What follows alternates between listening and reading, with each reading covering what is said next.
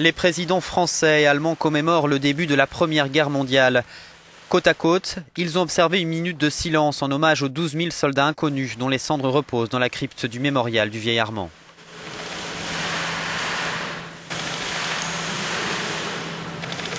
Sur ce champ de bataille situé dans les Vosges, 30 000 soldats auraient perdu la vie dans les tranchées.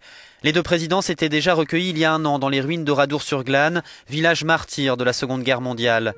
Aujourd'hui, dans leurs discours respectifs, les deux chefs d'État ont célébré le sacrifice des hommes, l'amitié franco-allemande et la construction d'une Europe de la paix. Pour François Hollande, l'histoire franco-allemande peut servir d'exemple pour les pays aujourd'hui en guerre.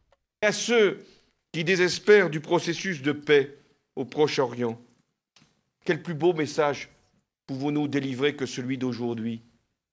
L'histoire de la France et de l'Allemagne démontre que la volonté peut toujours triompher de la fatalité et que des peuples qui ont été regardés comme des ennemis héréditaires peuvent en quelques années se réconcilier.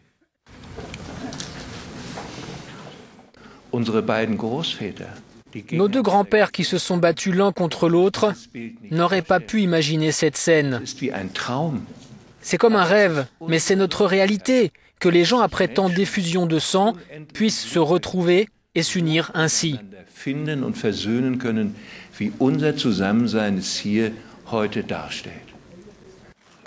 Les deux chefs d'État ont posé la première pierre d'un musée qui doit ouvrir ses portes en 2017. Une équipe binationale de chercheurs a travaillé sur sa conception. Cette journée est la première d'une longue série de commémorations du centenaire de la Grande Guerre. Ce lundi, une dizaine de chefs d'État seront à Liège pour marquer le début du conflit en Europe de l'Ouest, l'invasion de la Belgique par les troupes allemandes.